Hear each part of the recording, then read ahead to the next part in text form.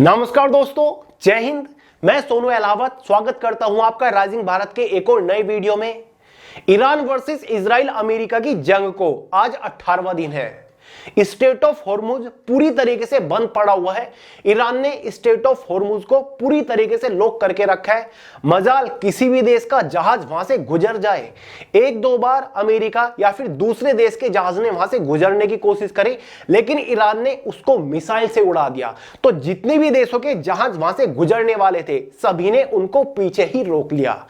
लेकिन फिर ऐसा क्या हुआ कि 16 मार्च 2026 को भारत का एक जहाज जिसका नाम था शिवालिक, जो कि एक एलपीजी टैंकर है, जो कि भारत के लिए लगभग 45,000 मैट्रिक टन एलपीजी लेकर आ रहा था, जो कि सक्सेसफुली 16 मार्च को गुजरात के मुंद्रा पोर्ट पर पहुंच चुका है, जिसके ऊपर भारत का झंडा लहरा रहा था।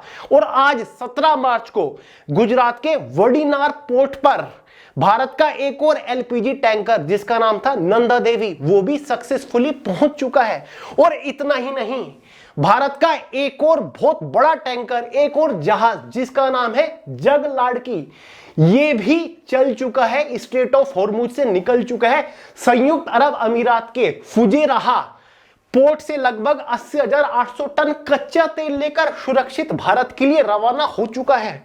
अब ऐसा क्या हुआ कि दुनिया के अंदर 195 से ज्यादा ऑफिशियल कंट्रीज हैं, किसी का भी जहाज स्ट्रेट ऑफ हॉर्मुज से नहीं गुजरने दिया जा रहा है, लेकिन फिर भारत ने ऐसा क्या कर दिया कि 195 में से केवल एक भारत ऐसा देश है जिसके जहाज, जिसके एलपीजी टैंकर या फिर कच्चे तेल के टैंकर स्ट्रेट ऑफ हॉर्मुज से सक्सेसफुली निकल रहे हैं। ईरान ने केवल भारत को ही परमिशन कैसे दे दी, दुनिया भर के अंदर यह सवाल गूंज रहा है। और इतना ही नहीं, डोनाल्ड ट्रंप ने भी इस सवाल को मीडिया के सामने उठाया था। अब सोशल मीडिया के ऊपर कुछ एक्सपर्ट, कुछ लोग दावा कर रहे हैं कि यहां पर भारत झुक गया है, भारत ईरान की सपोर्ट में आ चुका है, भारत बदले में ईरान को सैन्य सपोर्ट प्रोवाइड कराने वाला है, या फिर ईरान भारत से डर गया है, इसी वजह से ईरान ने भारत के जहाजों को स्ट्रेट ऑफ हॉर्मुज से निकलने की परमिशन दे दी है। तो मीडिया में यही सवाल पूरे घूम रहे हैं, इन्हीं के ऊपर डिबेट हो रही है। और इतना ही नहीं, भारत के विदेश मंत्रालय की तरफ से एक और स्टेटमेंट निकल के आया है, जिसमें विदेश मंत्रालय ने कहा है कि ऐसे ही 22 जहाज और उनके ऊपर लगभग 611 नाविक अभी भी फारस की खाड़ी यानी कि स्टेट ऑफ पर्शियन में हैं। मतलब भारत के 22 और जहाज हैं जो कि निकलने वाले हैं। भारत अपनी जरूरत का लगभग 88% कच्चा तेल, 50% प्राकृतिक गैस और 60% एलपीजी आयात करता है मिडिल ईस्ट कंट्री से। तो भारत के ये 22 जहाज भी जल्दी ही भारत पहुंच जाएंगे, ये भारत सरकार ने ऑफिशियल अनाउंसमेंट करके कहा है। तो अब बात करते हैं उस सवाल की जिसका सब लोग जवाब पाने की कोशिश कर रहे हैं कि आखिर भारत को परमिशन मिली तो मिली कैसे? क्यों नहीं मिलती भाई परमिशन? ईरान को देनी पड़ती। अब मैं आपको बताता हूं ईरान ने ऐसा क्यों किया। अब देखिए, जब ईरान के विदेश मंत्री से पूछा गया कि ईरान ने केवल भारत को ही स्ट्रेट ऑफ हॉर्मुज से गुजरने की परमिशन क्यों दी, तो उनका कहना यह था कि इस जंग की सिचुएशन में भारत ईरान के साथ खड़ा रहा है, भारत के लोगों ने ईरान को सपोर्ट दिखाया है, भारत ने हमेशा चाहा है कि जंग खत्म हो जाए। अब देखिए, वॉर सिचुएशन चल रही है, हर एक कंट्री चाह रही है यहां पर कि वॉर खत्म हो जाए। चाइना ने भी कहा है जितनी जल्दी हो सके जंग को खत्म करे। देश दुनिया जंग नहीं चाहती, रशिया की तरफ से यही स्टेटमेंट आया, साउथ कोरिया की तरफ से भी यही स्टेटमेंट आया। तो भाई सभी कंट्रीज यही चाहती है कि जंग ना हो, और हर एक कंट्री इन कंट्रीज के साथ खड़ी हुई है। काफी कंट्री ईरान के साथ भी खड़ी हुई है, कुछ कंट्री यहां पर जो नाटो कंट्रीज हैं वो अमेरिका फिर इजराइल को भी सपोर्ट कर रही है। जब से इजराइल और अमेरिका ने ईरान के ऊपर अटैक किया, तब से भारत की तरफ से प्रधानमंत्री मोदी जी ने एक पोस्ट तक नहीं डाली ईरान के लिए कि ईरान के ऊपर अटैक हो गया, हम ईरान की सपोर्ट में है, ये बुरा हुआ। तो आप कहां से कह सकते हो कि भारत ईरान की सपोर्ट में खड़ा हुआ है इस जंग की सिचुएशन में? तो भाई ये जो दावा किया है ईरान के विदेश मंत्री ने कि भारत सपोर्ट में खड़ा है ईरान के, इस वजह से हम भारत को सपोर्ट कर रहे हैं क्योंकि वहां पर ऊर्जा की जरूरत है, ऊर्जा के मामले में भारत में कमी नहीं आनी चाहिए, इसी वजह से हमने भारत के जहाजों को परमिशन दे दी। तो भाई ये तो बस कहने कहने की बात है, मीडिया ने सवाल पूछा तो कुछ ना कुछ जवाब तो देना ही था, सवालों से बचने वाली बात हो गई है। तो असली वजह ये नहीं है, मैं आपको बता दूं असली वजह है क्या। इसकी 3-4 बड़ी वजहें हैं। पहला सबसे बड़ा कारण है ये जो शिवालिक एलपीजी कैरियर है ना, जो कि भारत सक्सेसफुली पहुंचा, ये किसी अदर मिडिल ईस्ट कंट्री से नहीं आ रहा था, ये आ रहा था ईरान से। यहां पर देखिए, शिवालिक एलपीजी कैरियर ईरान से लगभग 40 से 46 हजार मैट्रिक टन एलपीजी लेकर भारत आ रहा है। यह टैंकर ईरान के बांदर अब्बास, ईरान में एक बंदरगाह है, बांदर अब्बास बंदरगाह से गैस भरकर होर्मुज के रास्ते 16 मार्च 2026 को गुजरात के मुंद्रा पोर्ट पर सुरक्षित पहुंच गया है। जी हां दोस्तों, भारत और ईरान का व्यापारिक समझौता है और वो समझौता काफी स्ट्रॉन्ग है। भारत और ईरान हर साल लगभग 1.68 अरब डॉलर का व्यापार करते हैं।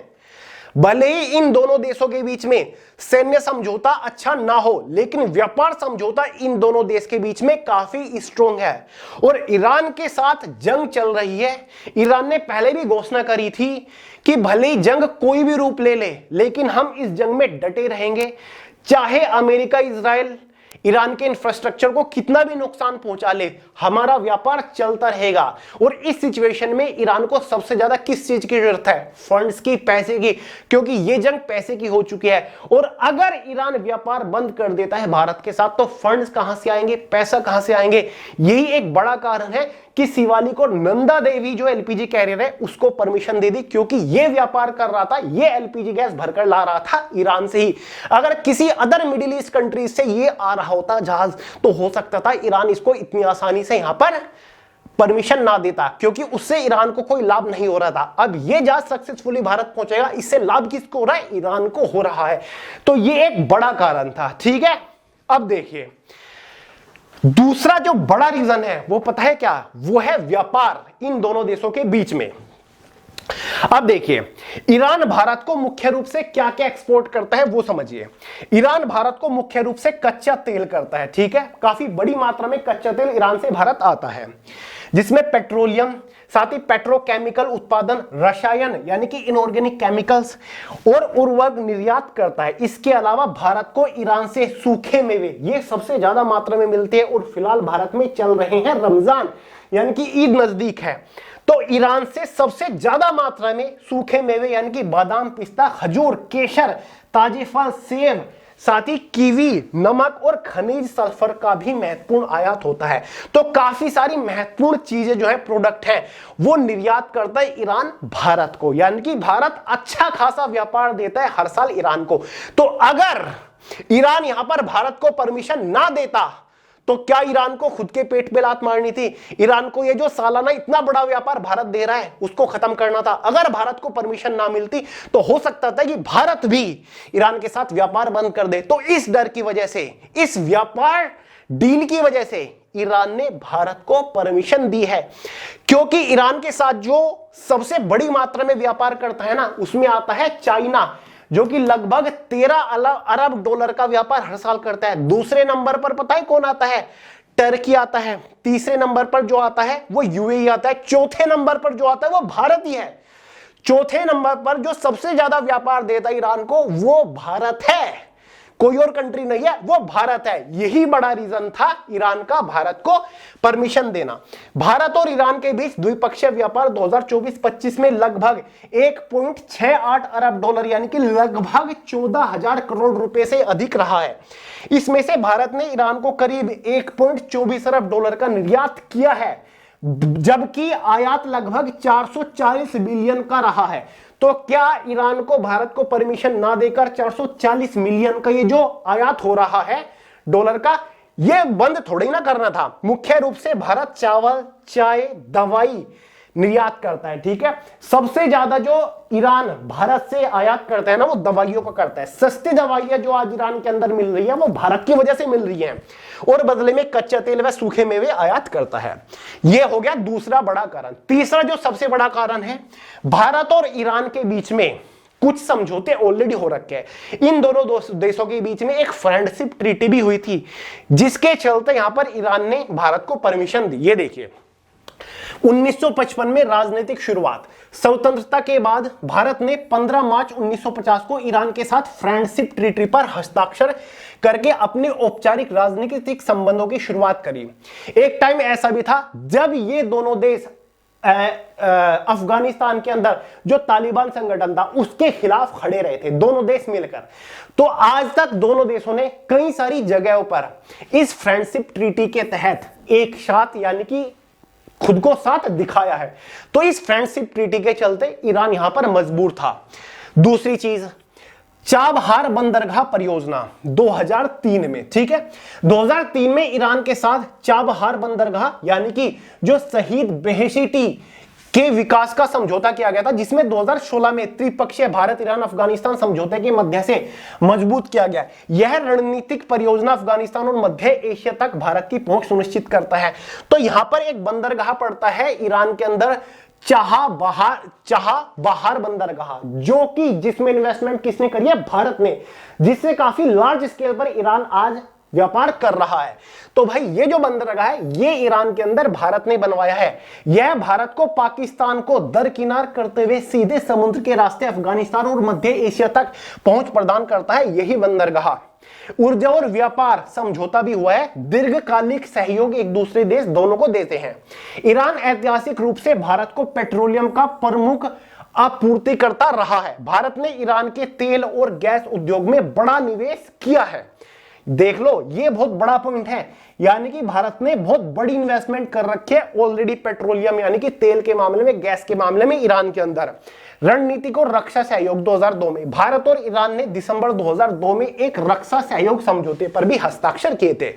तो भाई इन दोनों देशों के बीच में कुछ समझौते हैं, व्यापार को लेकर, ऊर्जा को लेकर कुछ बड़े समझौते हैं। व्यापार ऊर्जा के मामले में भारत ने ईरान के अंदर काफी बड़ी इन्वेस्टमेंट कर रखी है और आगे के भी कुछ प्लान है, जिसके चलते यहां पर ईरान को मजबूर होना पड़ा और भारत को परमिशन देनी पड़ी। तो इसी वजह से भारत के झंडे लगे हुए जहाज एक के बाद एक भारत में सक्सेसफुली एंट्री कर रहे हैं और दुनिया के सभी बड़े छोटे देश बैठ के देख रहे हैं कि ऐसा आखिर हुआ क्या। क्योंकि एक तरफ तो यहां पर इजराइल नेतन्याहू भारत को अपना सपोर्ट कंट्री बताता है कि भारत जो है वो हमारे साथ खड़ा है, अब दूसरी तरफ यहां पर ईरान भी कह रहा है कि भारत ईरान के साथ खड़ा हुआ है। तो भाई ये सब क्या हो रहा है? भारत आखिर किसके साथ खड़ा है? मतलब भारत के हाथ में इस जंग के बाद या फिर इस जंग में दोनों हाथों में लड्डू है। इजराइल कह रहा है कि भारत हमारे पास है, ईरान कह रहा है कि भारत हमारे साथ है, और भारत इस सिचुएशन में दोनों तरफ से सेफ, यानी कि भारत किसी भी देश का अभी तक बुरा नहीं बना है। ऐसी जगह पर भारत फिलहाल खड़ा है। इसी वजह से भारत बहुत ही स्पीड से अर्थव्यवस्था के मामले में टॉप पे जाने वाला है और बहुत ही तेजी से तरक्की कर रहा है। सब देश फिलहाल भारत की तरफ देख रहे हैं, भारत यहां पर है। चलिए, तो भाई ये कुछ बड़े कारण थे। ये सब तो कहने की बात है कि भारत ने हमें सपोर्ट किया है। अरे यार, इंडिया की तरफ से प्रधानमंत्री मोदी जी की तरफ से एक पोस्ट भी नहीं आई जब ईरान के ऊपर अटैक हुआ। अब खुद देख सकते हो कि ईरान को यहां पर भारत ने कितना सपोर्ट कर दिया इस जंग में। तो ये तो सब कहने कहवाने वाली बात है कि भारत ने हमें सपोर्ट किया, इस वजह से हमने भारत के जहाजों को परमिशन दे दी। तो सत्य ये है जो कि मैंने आपको बताया, ये है रियल एनालिसिस। ठीक है, चलिए दोस्तों, इस वीडियो में इतना ही था। बाकी ये स्ट्रेट ऑफ हॉर्मुज़ का मैप है, आपको पता ही होगा, पिछली कई सारी वीडियो में बता चुका हूं। ये है वो लगभग 34 किलोमीटर का एरिया स्ट्रेट ऑफ हॉर्मुज़ का, जो कि आता है ईरान के कब्जे में, जिससे नहीं निकलने दे रहा है किसी भी जहाज को। ठीक है, चलिए, तो भाई इस वीडियो में इतना ही था। वीडियो पसंद आ रही हो लाइक करें, दोस्तों के साथ शेयर करें। मिलते हैं अगली किसी नई इंटरेस्टिंग वीडियो में, तब तक के लिए जय हिंद।